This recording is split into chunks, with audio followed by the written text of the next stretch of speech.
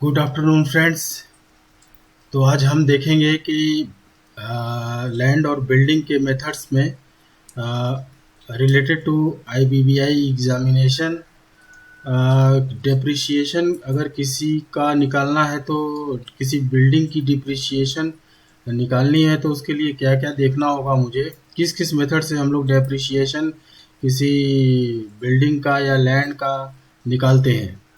तो सबसे पहले देखते हैं कि कौन कौन से मेथड्स हैं, बाद में हम लोग टाइप्स भी देखेंगे। तो friends, methods and types of depreciation, here some of the important method of depreciation are as under. तो पहला है direct appraisal method, lump sum depreciation. दूसरा written down value method, accounts इसे अकाउंटेंट्स मेथड्स भी बोलते हैं, जो अकाउंटेंट लोग यूज़ करते हैं। स्ट्रेट लाइन मेथड जो काफ़ी इम्पॉर्टेंट है और इससे रिलेटेड एग्जामिनेशन में क्वेश्चन आते हैं। Straight line method more preferred for machineries और asset with short life span. Okay, next है constant percentage method. This linear method is preferred by PWD engineers. Constant percentage method जो है, अगर किसी को जैसे पीडब्ल्यूडी को बिल बना कोई फंडिंग, अगर फंडिंग लेनी है तो उसको कैसे वैल्यू क्या निकालेंगे, तो वो लोग निकालते हैं कांस्टेंट परसेंटेज मेथड से। वो लोग जो है एक लम सम अमाउंट जो है अपना निकाल लिया और उसको पास करा लिया इनिशियली, तो वो कांस्टेंट परसेंटेज मेथड यूज़ करते हैं। फिर रहा सिंकिंग फंड मेथड। ये सिंकिंग फंड मेथड है। This interest based method use for buildings. तो सिंकिंग फंड मेथड जो है बिल्डिंग के लिए यूज़ किया जाता है। ईयर परचेज मेथड्स, तो ईयर परचेज आप हमारे नेक्स्ट वीडियो में देखिए ईयर परचेज क्या है, उससे रिलेटेड क्वेश्चन हम आपको अपने वीडियोस में आपको देखने को मिल जाएंगी। Sum of the digit method, ये भी एक मेथड है डेप्रिसिएशन निकालने के लिए। Declining balance method, accountants method, ये also declining balance method is one of the accountant method for the accountability of depreciation. Statutory depreciation method, taxation purpose, ये जो है सीए लोग इसको यूज़ करते हैं स्टैट्यूटरी को डिप्रिसिएशन मेथड को। और भी बाकी और भी अलग सी टेक्निक्स है जिसे यूज़ किया जाता है डिप्रिसिएशन निकालने के लिए। तो किसी बिल्डिंग का या लैंड का या किसी का एसेट का अगर डिप्रिसिएशन निकालना है तो ये इतने सारे मेथड्स हैं जिससे कि हम लोग डिप्रिसिएशन निकाल सकते हैं। बाकी ये डिटेल में इसमें कुछ इजी फार्मूला है जिसे हम डिटेल में देखते रहेंगे। कुछ हमने ऑलरेडी अपने पहले वीडियोस में बता दिया है, बाकी और भी आगे देखते रहेंगे। बाकी टाइप्स क्या है, ये टाइप्स है, कितने टाइप के डिप्रिसिएशन होते हैं। तो अभी हम इनिशियली देख लेते हैं टाइप्स क्या होते हैं। तो types of depreciation, depreciation due to wear and tear. अगर कोई मशीनरी है या प्लांट है तो उसमें वियर और टीयर होगा, ठीक है ना, तो इसे बोलते हैं physical depreciation. Depreciation due to wear and tear, wear and tear का मतलब क्या होता है, घिसाव, चलने से मशीनों में घिसता है जिससे उसकी वैल्यू कम होती है। जैसे नई मशीन है, नई गाड़ी है तो उसकी वैल्यू कुछ और होगी, चलते चलते उसमें एक घिसाव आ जाता है, उसके मशीनरी पार्ट में घिसना चालू हो जाता है, तो उसी को बोलते हैं वियर एंड टीयर। तो depreciation due to wear and tear. Depreciation due to economic obsolescences, ये क्या है, इकोनॉमिक ऑब्सोलेंसेस क्या है कि जैसे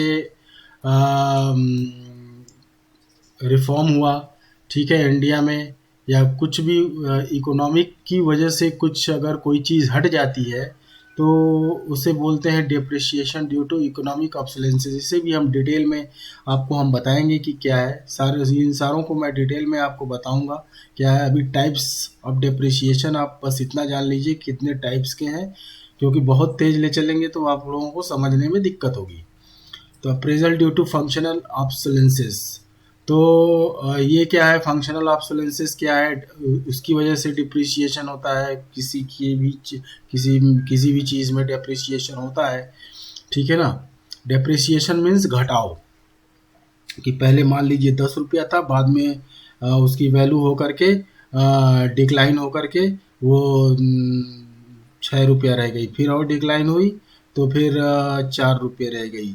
ठीक है, फिर और डिक्लाइन हुई तो 2 रुपये रह गई, फिर और डिक्लाइन हुई तो वो बाद में वो ज़ीरो हो जाता है।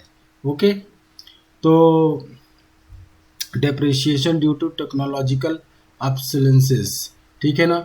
जैसे मान लीजिए, इसका मैं एक एग्जांपल देता हूँ। पहले ज़माने में टाइपराइटर था, ठीक है ना, TYPWRI टाइपराइटर था। इसकी जगह आजकल ले लिया है कंप्यूटर ने, COM।